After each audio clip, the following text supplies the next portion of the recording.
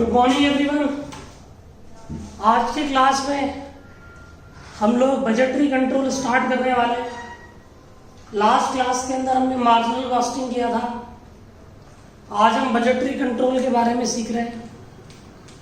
Budgetary control हमारे पास क्या होता है, हम लोग बजट बनाते हैं। हम लोग क्या प्रिपेयर करते हैं जी, बजट। और बजट जो बनता है हमारे पास, फ्यूचर को फॉरकास्ट करने के लिए हम बजट बनाते हैं। रॉ मटेरियल बजट बनाएंगे, सेल्स बजट बनाएंगे, प्रोडक्शन बजट बनाएंगे, कैश बजट बनाएंगे, तो काफी सारे बजट हम बनाते हैं। तो हमारे पास बजटरी कंट्रोल के अंदर हम लोग कुछ ऐसी बातें सीखेंगे। इसकी थ्योरी आपको बुक से पढ़नी है, क्वेश्चन बुक से ही करेंगे। थ्योरी इसकी मैं आपको डिक्टेट करने की जरूरत नहीं है, ना ही कॉपी आपको करनी है, बुक से ही पढ़ो, थ्योरी को दिक्कत नहीं है। तो हमारे पास बजटरी कंट्रोल है, पेज नंबर है 335, page number 335, page number 335, question number 1 करेंगे। पहले पढ़ लो। सेल्स बजट के बारे में डिस्कस कर रहे हैं बच्चों। सेल्स बजट एक मास्टर बजट होता है। सेल ही हमको बताती है कि हमें प्रोडक्शन कितनी करनी है, और प्रोडक्शन से हमें पता लगता है कि हमें रॉ मटेरियल कितनी चाहिए। फिर हमें ये पता लगता है कि भाई रॉ मटेरियल को फिनिश गुड्स में कन्वर्ट करने के लिए लेबर कितनी चाहिए। तो हम लोग डिस्कशन कर रहे हैं सेल्स बजट। सेल्स बजट एक हमारे लिए मास्टर बजट है, जो कि मोस्ट इंपोर्टेंट बजट माना जाता है, जिसके अंदर हमारे पास क्वांटिटी इंफॉर्मेशन और उसकी वैल्यू दोनों गिवन रहेगी, कितनी क्वांटिटी और कितनी मॉनेटरी। पढ़ो पेज नंबर 335 पर सेल्स बजट की theory. The sales budget is generally the most important budget and forms the basis of master budget.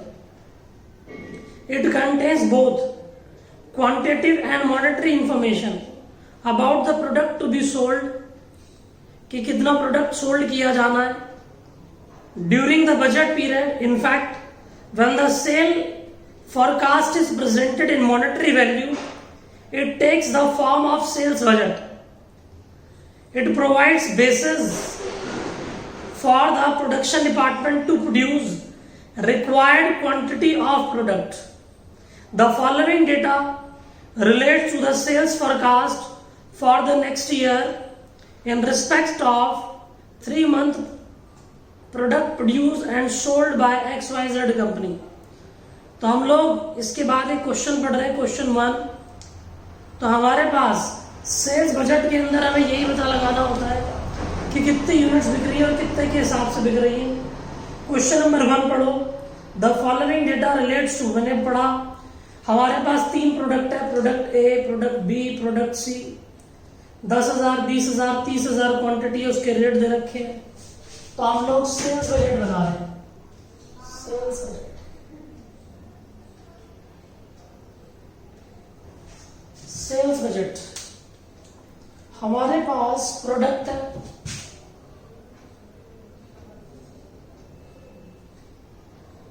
Quantity है,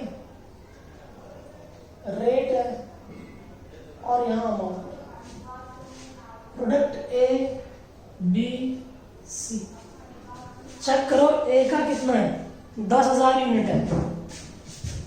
ए की 10,000 यूनिट है, 160 रुपए के हिसाब से 16 लाख। फिर 20,000 यूनिट है, 240 के हिसाब से 240 के हिसाब से 4,80,000, नहीं 48 लाख। उसके बाद हमारे पास है 30,000 यूनिट है प्रोडक्ट की,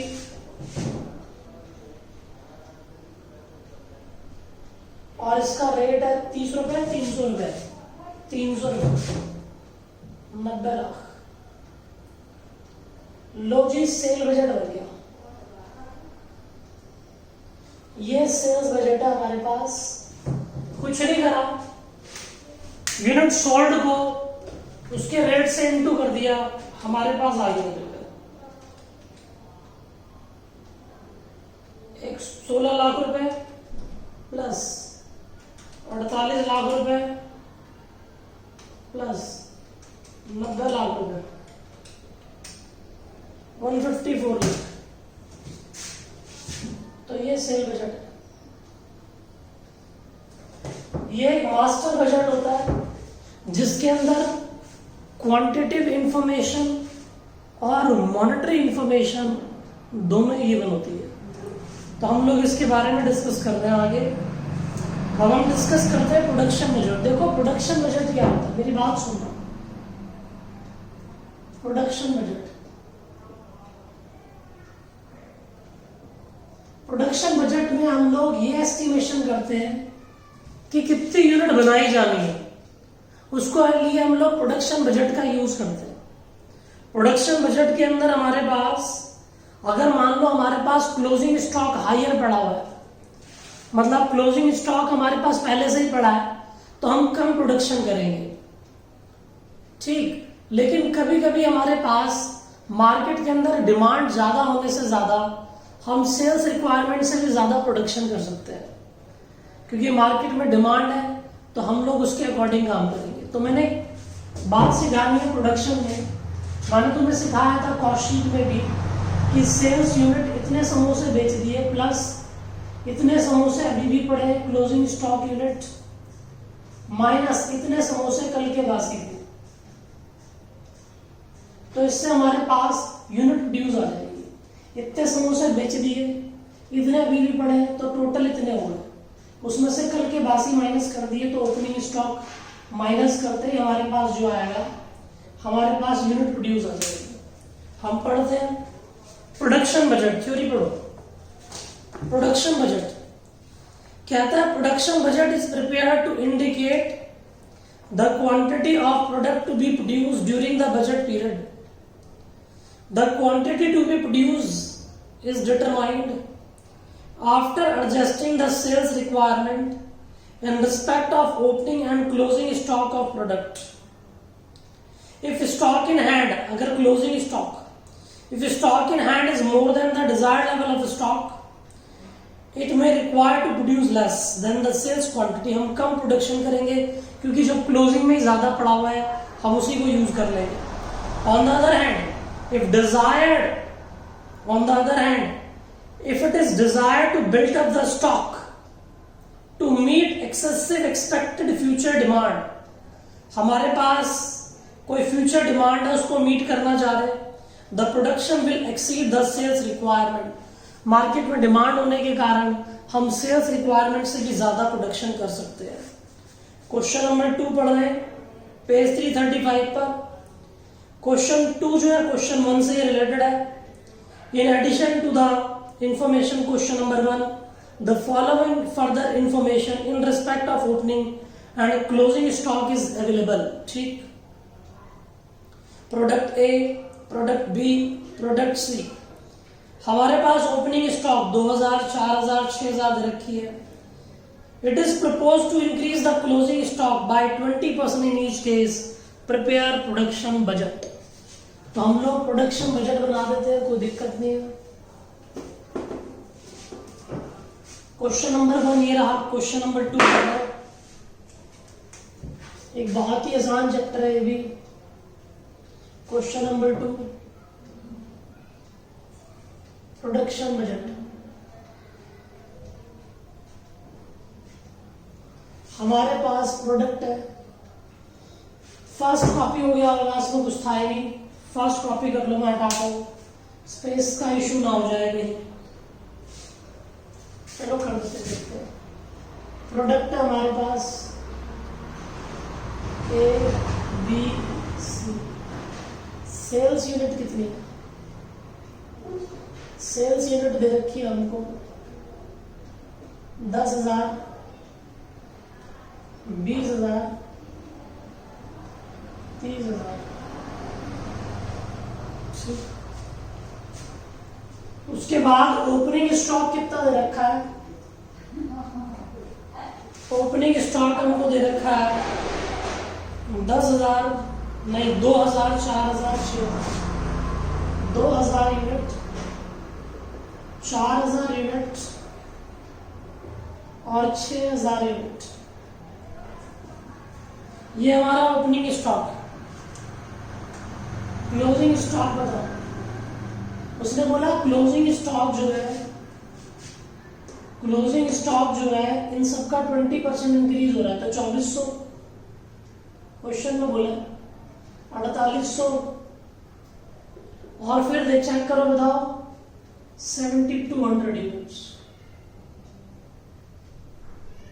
प्रोडक्शन बताओ कैसे निकलेगी, मैं नंबरिंग कर देता हूं। इसको मैंने नंबर 1 दिया,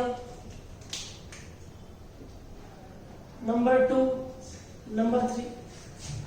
तो प्रोडक्शन मैंने अभी सिखाया था sale plus closing stock minus opening stock, यानी कि 1 + 3 - 1। तो हम लोग कर रहे हैं, हमारे पास 10,000 एक ही यूनिट्स पर बेची, 2,400 अभी भी पड़ी है, 2,000 पहले की थी, तो 10,400 आ गया। 10,400 यूनिट ये प्रोडक्शन हो रहा है।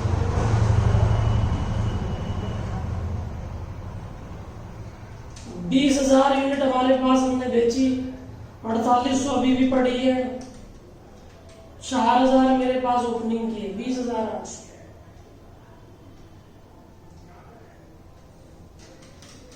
30,000 यूनिट हमारे पास बेची, 7,200 अभी भी पड़ी हुई है, ओपनिंग की 6,000, 31,200।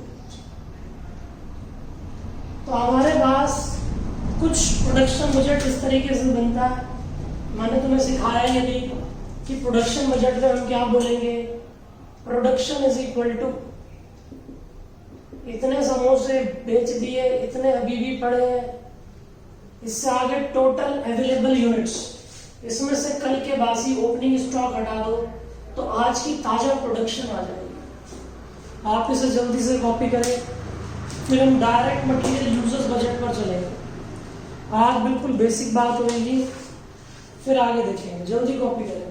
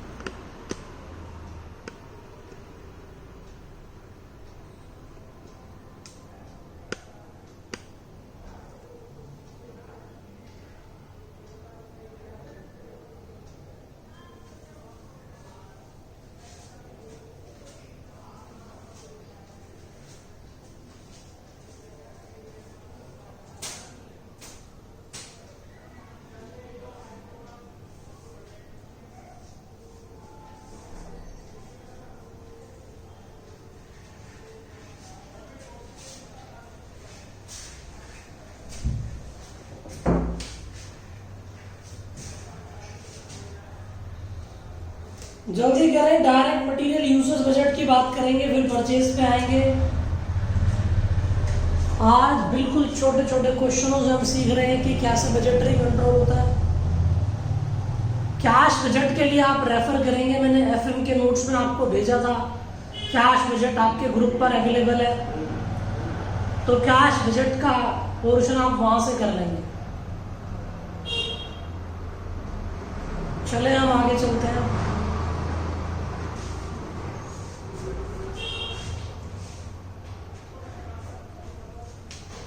देखो, आप डायरेक्ट मटेरियल यूजर्स बजट की बात कर रहे हैं।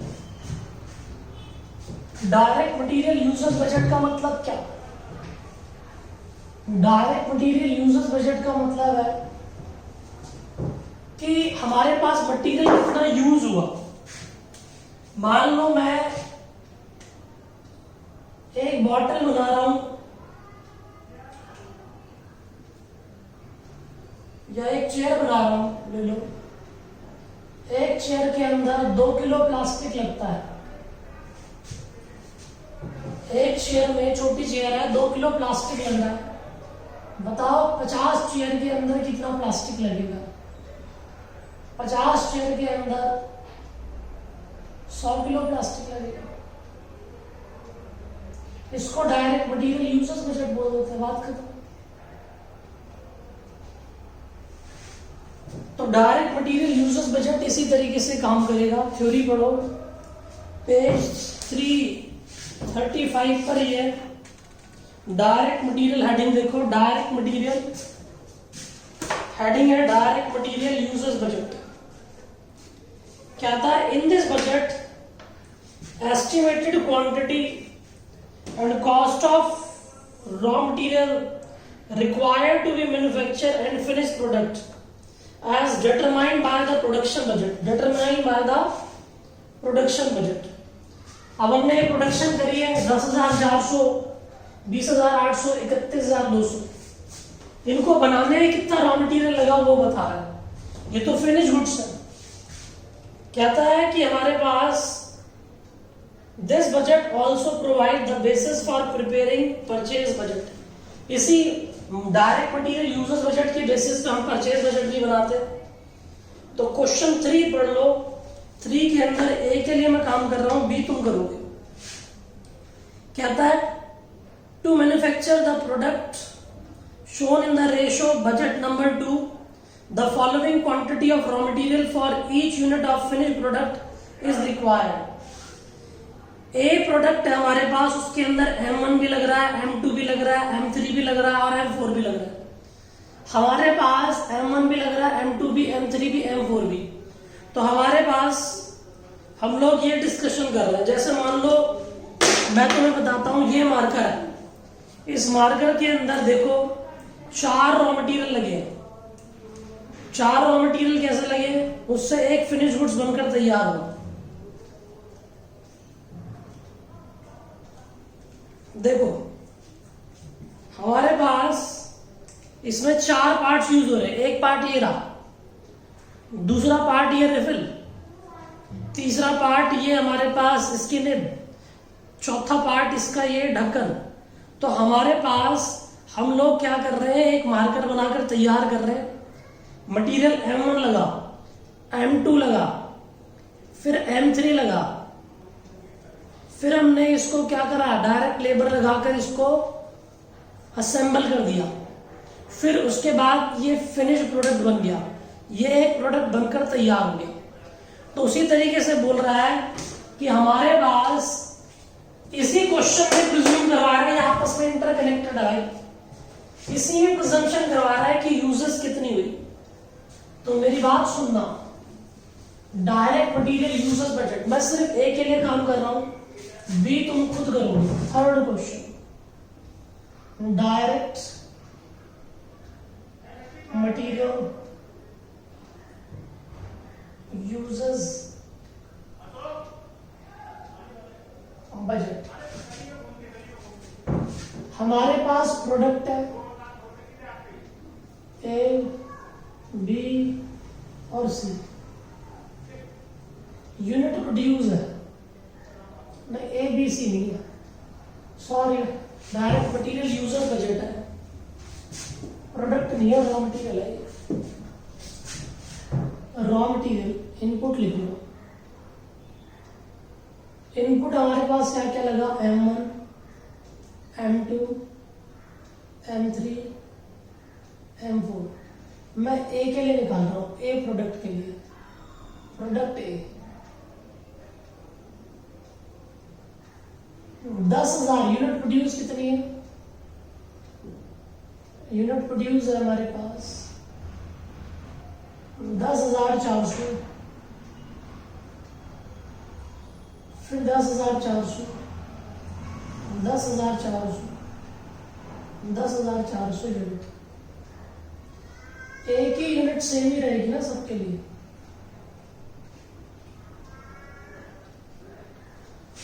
रॉ मटेरियल देखो क्या क्या लग रहा है, M का, M1 का लगता है 3,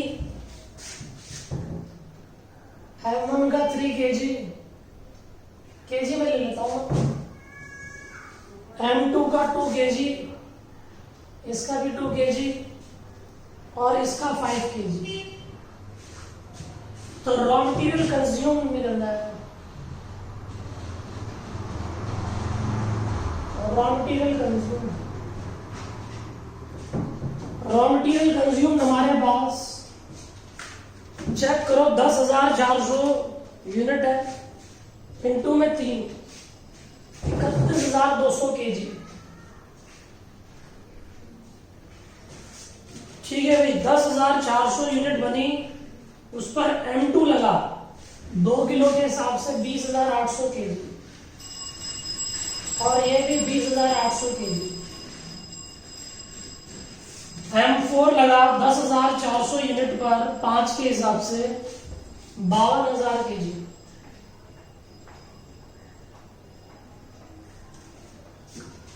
ठीक, ये हमारे लिए क्या हो गया, रॉ मटेरियल कंज्यूम्ड हो गया। तो हम लोग अब डायरेक्ट मटेरियल यूजेस बजट बना चुके हैं। इसके बेसिस पे आगे परचेजेस की बात करेंगे कि डायरेक्ट मटेरियल परचेज बजट कैसे बनता है। तो आप इसे कॉपी कर लें।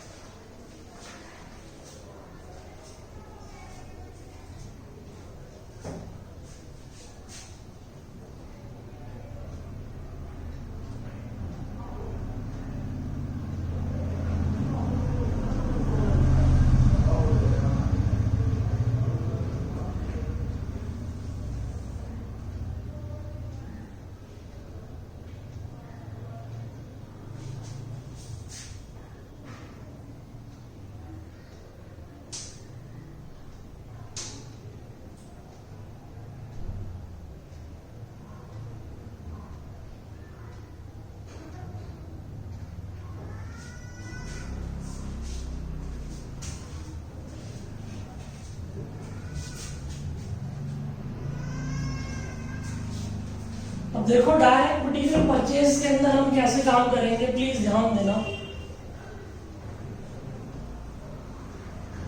ये हमारे पास यूजर्स बजट बना है, इसी बेसिस पर परचेज बजट भी बन जाएगा, कोई दिक्कत वाली बात नहीं है। मेरी बात सुनना पहले आप सबने कॉस्ट शीट पढ़ी हुई है तो आपको कोई प्रॉब्लम नहीं होगी, प्लीज ध्यान देना। मैं अगर आपसे बोलूं डायरेक्ट मटेरियल कंज्यूम क्या होता है, तो आप बोलोगे direct material consumed is equal to opening stock, फिर परचेजेस माइनस क्लोजिंग स्टॉक।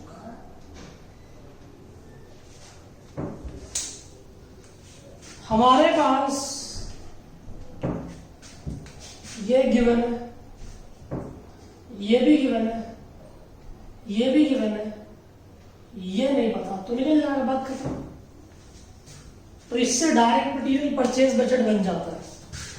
आओ अगला थ्योरी पढ़ रहे हैं, डायरेक्ट मटेरियल परचेज बजट पढ़ो। अच्छा, परचेज बजट पढ़ने से पहले ये क्वेश्चन थोड़ा सा इनकम्प्लीट रह गया। क्वेश्चन नंबर 3 था। क्वेश्चन नंबर 3 थोड़ा सा हमको रेट भी दे रखे हैं इसके, ये यूनिट है, ये रेट भी दे रखे हैं, ये भी लिख लेते हैं। तो रेट दे रखे हैं इसके भाई, बताइए M1 के रेट कितने हैं, 10, 8 और फिर कितने, 6, 4। ठीक, इससे हमारे पास कॉस्ट निकल जाएगी, raw material cost. Raw material cost 3,12,000, फिर 20,800 इंटू में 8, 20,800 इंटू में 8, 1,66,400, फिर 20,000 इंटू में 6, 1,24,800, फिर उसके बाद 52,000 इंटू में 4, 2,08,000। तो ये रॉ मटेरियल कॉस्ट होगी। इसके बाद हम डिस्कस कर रहे थे direct material consumed is equal to opening stock plus purchases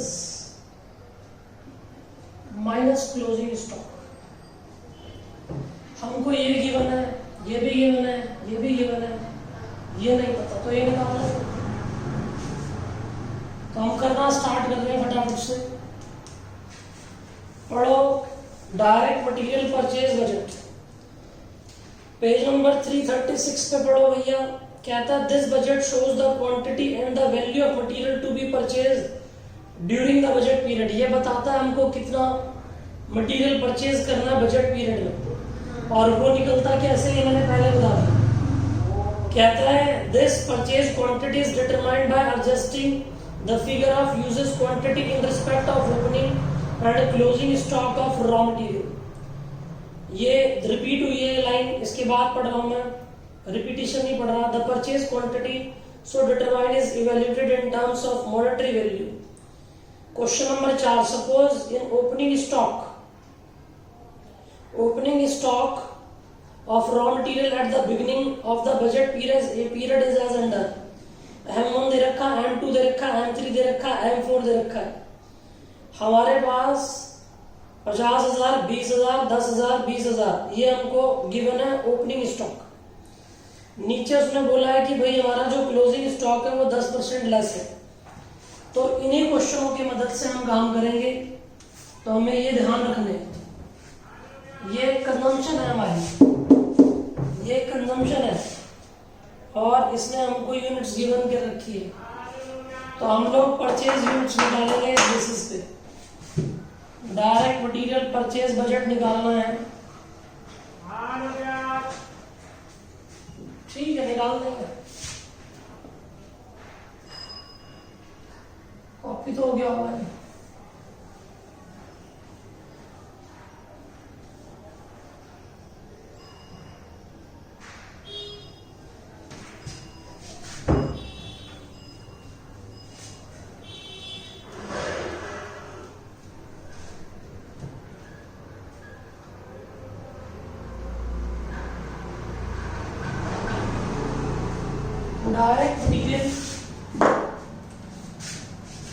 direct material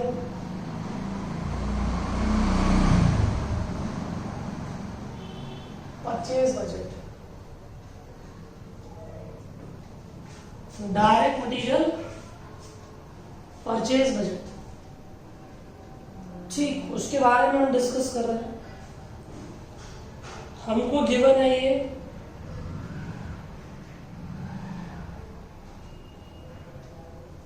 हम लोगों को इनपुट दे रखा था M1, फिर M2, M3 और M4। ये रॉ मटेरियल कंज्यूम्ड है, ऑलरेडी गिवन है।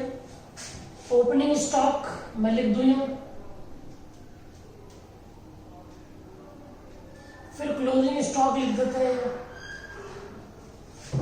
ओपनिंग स्टॉक हमारे पास कितना दे रखा है, 50,000, 20,000, 50,000,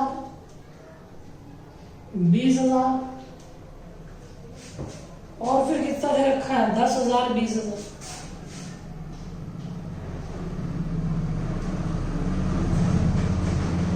क्लोजिंग स्टॉक बोल रहा है कि ये जो दे रखा है इसका 10% कम कर दो, 45,000, 18,000, 9,000, 18,000। तो ये सब भी यूनिट्स में ही है। अब मैंने तुम्हें सिखाया ही था अभी थोड़ी देर पहले कि अगर परचेसेस निकालनी हो तो क्या करेंगे। परचेसेस निकालनी है तो रॉ मटेरियल कंज्यूम के अंदर क्लोजिंग स्टॉक ऐड हो जाएगा, ओपनिंग स्टॉक माइनस हो जाएगा, परचेसेस निकल जाएगी। तो हमारे पास हमने इसको फर्स्ट नाम दे दिया, इसको 2, इसको 3। तो भैया 3 के अंदर क्या प्लस कर दो, 2 और माइनस कर दो, इससे परचेसेस निकल कर आ जाएगी। भाई परचेसेस बता दो क्या आ रही है, 3,31,200 यूनिट प्लस 45,000 माइनस 50,000, 26,200। उसके बाद 20,800 प्लस 18,000 माइनस 20,000, 18,800 आ गई परचेसेस, 18,800। उसके बाद बताओ 20,800 प्लस 9,000 माइनस 10,000, 19,800 आ गया। ये यूनिट्स आ रही है हमारे पास। फिर 52,000 प्लस 18,000 माइनस 20,000, 50,000। तो ये यूनिट्स हमारे पास परचेज आ गई। इनके रेट में जो है क्वेश्चन 3 से ही देख लेता हूं और फिर इनटू करवा दूंगा। इनके रेट जो है, ठीक, ये परचेजेस निकल गए।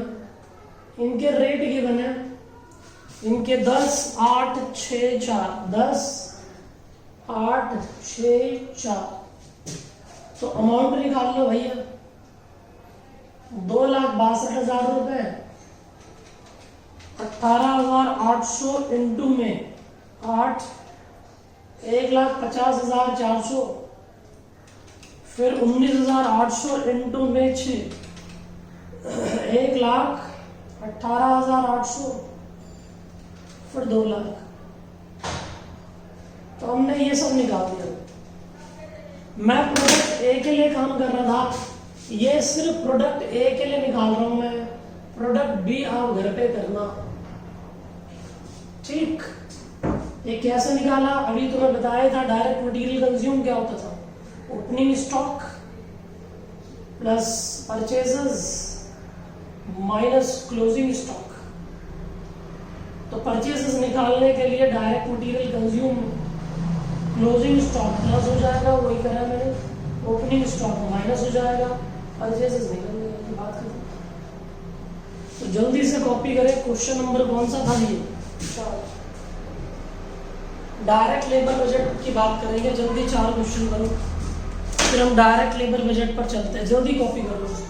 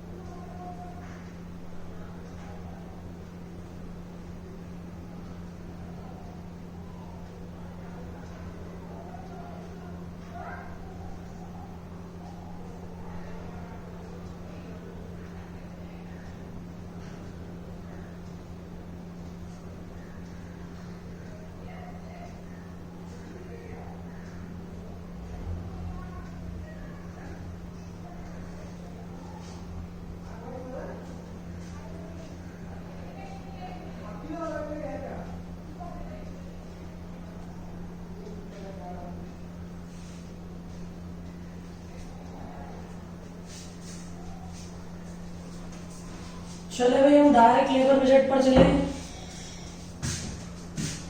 ये क्वेश्चन नंबर, पेज नंबर क्या था इसका, 336 था, पेज नंबर 336।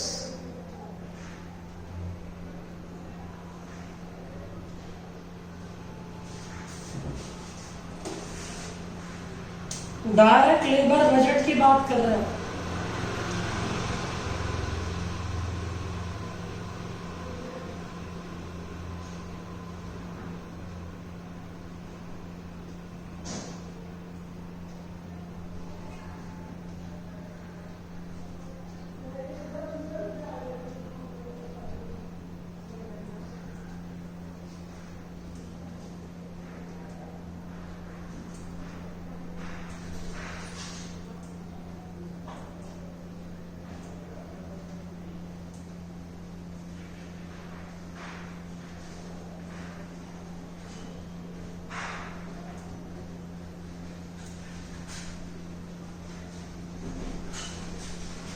देखो डायरेक्ट लेबर बजट में क्या होता है, सबसे पहले हमको डायरेक्ट लेबर आवर्स निकालने पड़ेंगे कि किस लेबर ने कितने घंटे काम करा। जब लेबर आवर्स निकल जाएंगे तो उसको उसके रेट से मल्टीप्लाई कर कर उसकी कॉस्ट निकल जाएगी। तो हम लोग डायरेक्ट लेबर कॉस्ट बजट की थ्योरी पढ़ रहे हैं, पेज नंबर 336 पर पढ़ो। Direct labour cost budget like material uses budget, the direct labor cost budget estimate the cost of labor required to materialize the production budget. ठीक, to prepare this budget, first labor hour, labor time, generally expressed in the terms of labor hours, requirement are ascertained, उनको requirement को ascertain करेंगे, and they are evaluated in terms of money value. फिर हम उसको किस terms में count कर लेंगे, मनी वैल्यू के टर्म्स में काउंट कर लेंगे। बात खत्म। तो हमारे पास क्वेश्चन नंबर 5 पढ़ रहे हैं। कहता suppose to manufacture product as per production budget, question number 2 grades of labour required, grade 1 grade 2 are used. The standard labour time in hours required to each unit of finish product. A product के अंदर grade A और grade 2 की labour लग रही है 5 घंटे लग रहे हैं एक यूनिट को बनाने में, ग्रेड ए के, ग्रेड 2 के 3, बी में 6 5, सी में 8 6। वेजेस ग्रेड 1 की 7 है, ग्रेड 2 की 5 है। डायरेक्ट लेबर कॉस्ट बजट बनाओ। तो आओ हम लोग डायरेक्ट लेबर कॉस्ट बजट बना रहे हैं, क्वेश्चन नंबर 5।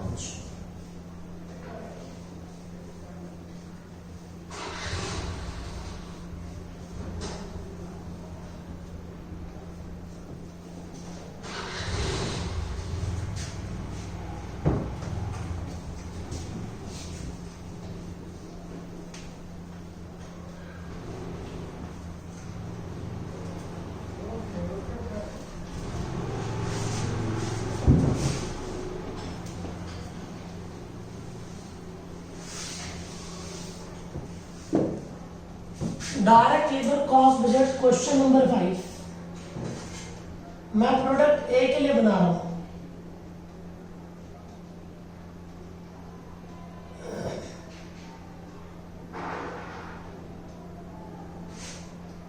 हमको प्रोडक्ट दे रखे हैं, प्रोडक्ट नहीं लेबर दे रखी है,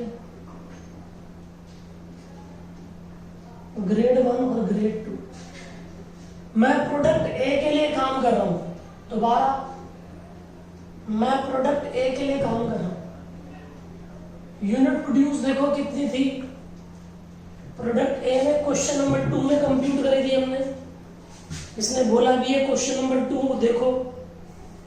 suppose to manufacture the product as per the budget prepared required in question number 2, grade of question number 2 grade of labour बता रखी है, ग्रेड 1 ग्रेड 2। तो प्रोडक्ट ए की 10,000 यूनिट पर काम करा ए ग्रेड ने,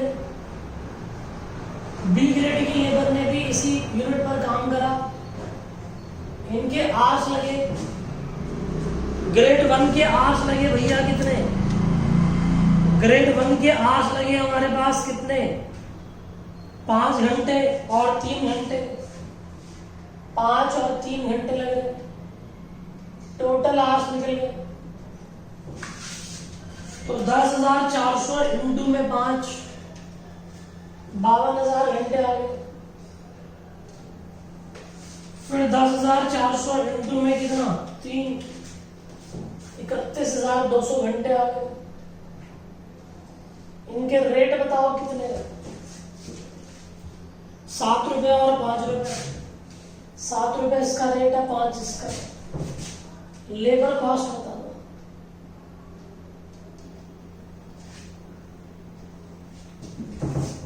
$31,200 इंटू में 5, 1,56,000 आ गया। 52,000 इंटू में 7, 3,64,000 आ गया। टोटल कर दो हमारे पास 1,56,000, 5,20,000।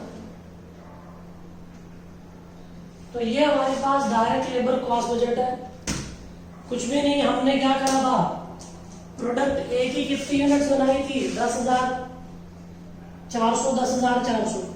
ग्रेड ए ने 5 घंटे काम करा, टोटल आवर्स इतने, रेट ये टोटल आ गया।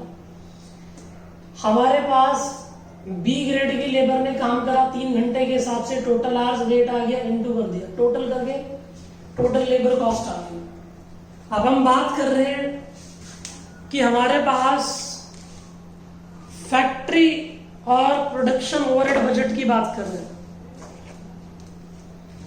फैक्ट्री और प्रोडक्शन ओवरहेड बजट के अंदर क्या होता है, मेरी बात सुनना। फैक्ट्री और प्रोडक्शन ओवरहेड्स के अंदर हम लोग कुछ नहीं, हमारे कुछ खर्चे होते हैं फिक्स खर्चे, कुछ वेरिएबल, कुछ सेमी वेरिएबल। उन सब खर्चों को हम टोटल कर लेते हैं, टोटल वैल्यू आ जाती है।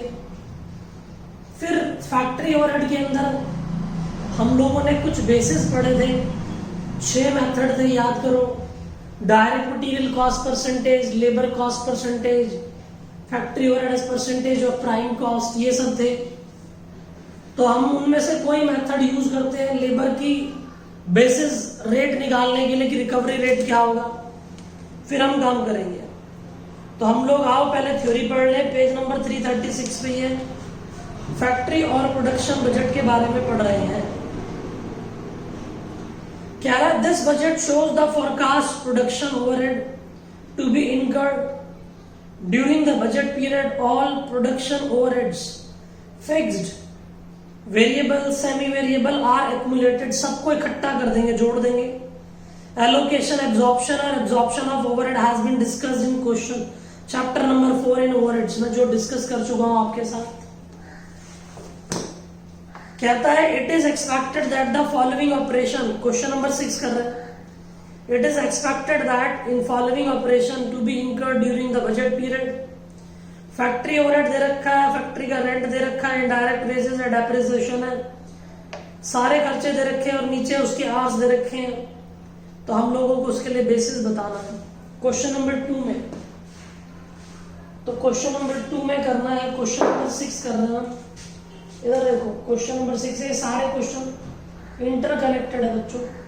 मैं फैक्ट्री ओवरहेड्स निकाल रहा हूँ, आप सुनते जाना। मैं फैक्ट्री ओवरहेड्स में टोटल क्या क्या कर रहा हूँ। Factory overheads divided by direct labour.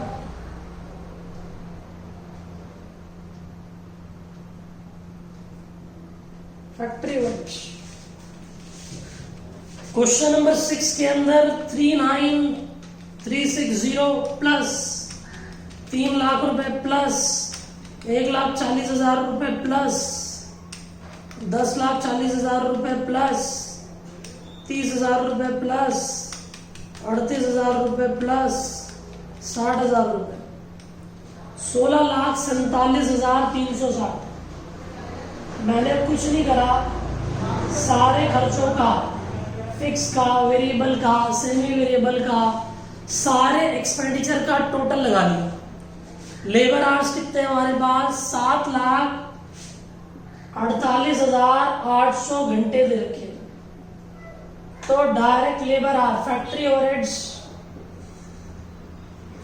Overheads per hour निकल गया। तो फैक्ट्री ओवरहेड पर आवर निकाल लो, 7,48,800, 2 रुपए 20 पैसे, ये रेट आ गया। क्वेश्चन नंबर 2 के अंदर हम लोगों ने बोला था, क्वेश्चन नंबर 2 में लेबर आवर्स कितने यूज हो रहे थे। मैं सिर्फ ए की बात कर रहा हूं, प्रोडक्ट ए की। बी और सी ने डिस्कस करे वो आप होमवर्क में करे हुए नहीं, मेरे को पता है। तो फैक्ट्री ओवरहेड्स हमारे पास, इसके लेबर आवर्स कितने थे हमारे पास, लेबर आवर दोनों के जोड़ दो, ग्रेड 1 ग्रेड 2 के 52,000 प्लस, अलग अलग ही ले लो ना, क्या दिक्कत है। ग्रेड 1 इसका रेट 2 रुपए 20 पैसे, ग्रेड 2 इसके आर थे 31,200, इसका रेट भी 2 रुपए 20 पैसे। ये एक तरीके से कॉस्टली भी चल रही है, कुछ नया नहीं है। 52,000 इंटू में 2 रुपये 20 पैसे, 1,14,400। 31,200 इंटू में 2 रुपये 20 पैसे, 68,400 प्लस 1,14,400, 1,83,040।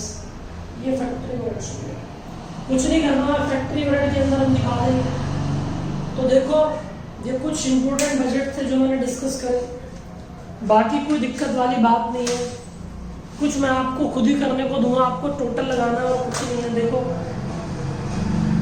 प्रोडक्शन कॉस्ट बजट बोल रहा है अगला, पेज 337 पे प्रोडक्शन कॉस्ट बजट है। अब मुझे क्या प्रोडक्शन कॉस्ट बजट तुम्हें सिखाना पड़ेगा। प्रोडक्शन कॉस्ट बजट बच्चों तुम्हें पहले से ही आता है, कॉस्ट शीट बनाते हैं। Direct material, direct labour, direct expense, prime cost आ गई, फैक्ट्री ओवरहेड जोड़ दिया, ग्रॉस फैक्ट्री कॉस्ट आ गई, ओपनिंग WIP जोड़ा, क्लोजिंग WIP माइनस करा, net factory cost.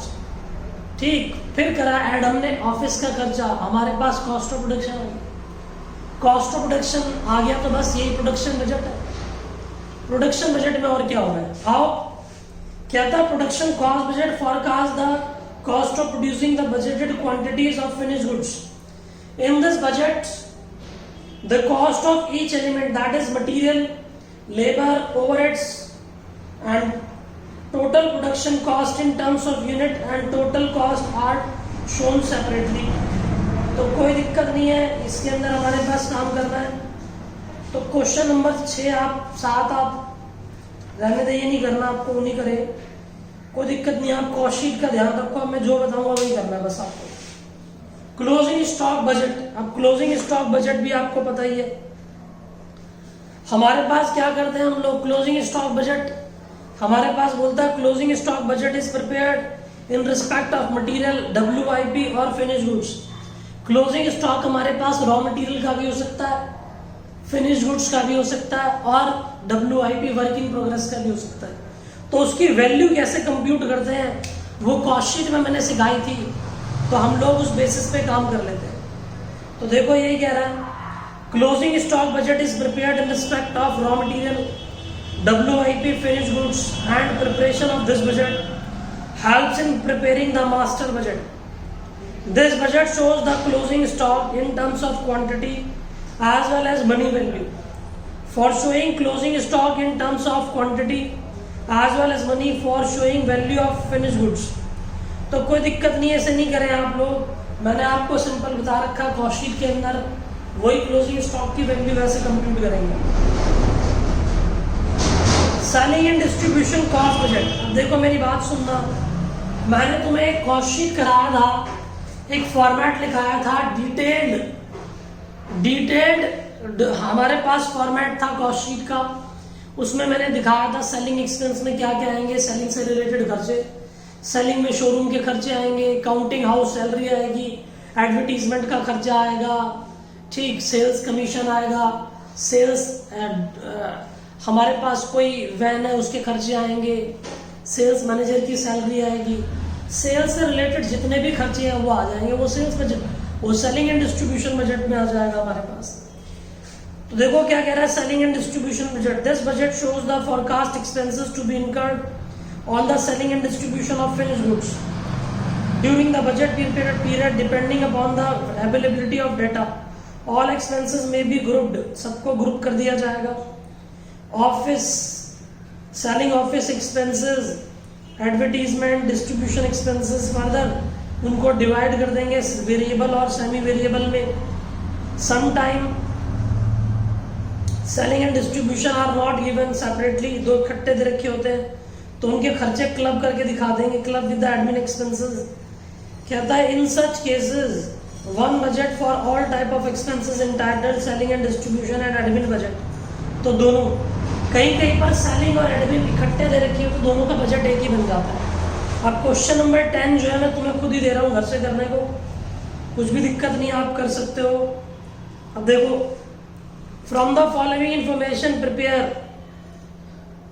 Selling and distribution cost budget बना सकते हो आप। सेल्स कमीशन, मैं बोल रहा हूं सेल्स कमीशन क्या होगी, variable. Salesman travelling expenses variable. Salesman salary fix बनाकर उसके उसमें डाल देना। Warehouses rent and wages क्या होंगे, fix. Van expenses variable. Advertisement in press fix. Shop window display fix. General expenses fix. General sales office expense fix. Advertisement on TV and radio fix. तो ये जो fix खर्चे अलग और variable खर्चे अलग और इनका टोटल कर देना, ऊपर हेडिंग डाल देना selling and distribution cost budget. तो ये हो जाएगा। नहीं होएगा तो आप मुझे बताओगे स्पेसिफिकली, फिर मैं आपको ये करके दिखाऊंगा। एडमिनिस्ट्रेशन बजट की बात कर रहे हैं। एडमिनिस्ट्रेशन बजट के अंदर हमारे पास क्या होता है, हमारे पास ऑफिस से रिलेटेड जो भी खर्चे होंगे वो इसमें आ जाएंगे। ऑफिस का फर्नीचर, ऑफिस का कंप्यूटर, ऑफिस की लाइटनिंग, ऑफिस के डिपार्टमेंट के व्यक्तियों की स्टाफ की सैलरी, ऑडिट की फीस, जर्नल टैक्स, जो भी है हमारे पास ऑफिस से, legal charges, bank charges, establishment charges, ठीक, प्रिंटिंग स्टेशनरी, ये सब हमारे पास सब ऑफिस में, लीगल एक्सपेंस सब ऑफिस में, पोस्टेज टेलीग्राम सब ऑफिस में। तो कहता है in this budget the forecasted all admin expenses such managing director salary, office lightning and cleaning, all general admin expenses are shown. Most of the admin expenses are generally fixed on time basis, सारे fix होते, कुछ नहीं करना। Question 11 में सब total कर देना लिखकर। इसी के ऊपर लिख लो बच्चों, from the following information prepare administration and cost budget. ऊपर बस कॉपी करना, ऊपर लिख देना एडमिन ओवरहेड बजट, नीचे लिखना stationery printing plus executive salary plus staff salary plus overtime expenses, depreciation office की कार का, ऑफिस के इक्विपमेंट का, rent and taxes, insurance, postage, telephone, miscellaneous expense, सबको टोटल कर देना। तो इन सबको टोटल कर कर हमारे पास एडमिन बजट आ जाएगा। तो ये हमने कोई बेसिक क्लास की बात करी है, इसके डिटेल्ड क्वेश्चंस हम अगली क्लास के अंदर लेकर चलेंगे जो होंगे मोस्ट इंपोर्टेंट। आज इतनी बात करेंगे बजटरी में, फिर हम आगे चलेंगे अगली क्लासेस में, फिर देखेंगे बजटरी में हमें क्या क्या बातें सीखनी है। तो कोई दिक्कत नहीं, आज बिल्कुल बेसिक इंट्रोडक्शन था, आप इतना जरूर पढ़ लेना, फिर अगली क्लास के अंदर हम आगे चलेंगे। और आज का इतना इम्पोर्टेंट नहीं था, लेकिन फिर भी आगे के क्वेश्चन को करने के लिए हमें ये सब चीजें पता होनी चाहिए। तो आज के लिए इतनी बात करेंगे, अगली क्लास में मिलेंगे, बाय बाय।